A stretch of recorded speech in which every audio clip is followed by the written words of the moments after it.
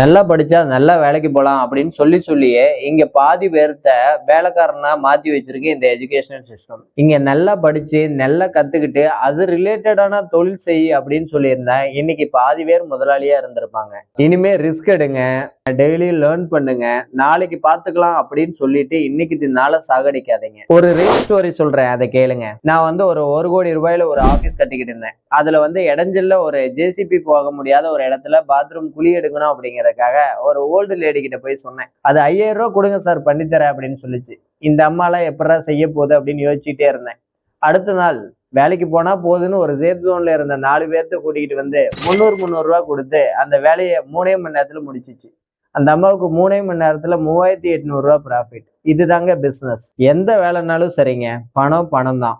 அதனால இன்னையில இருந்து ஒரு பிசினஸ், ஒரு சின்னதா ஒரு பிசினஸை தேர்ந்தெடுங்க. அதை 4 பேர்த்துக்கிட்ட சொல்லி பிராண்டிங் ஆக்குங்க. அதை செஞ்சு முடிக்கிறதுக்கு என்ன பண்ணணும் அப்படின்னு யோசிங்க.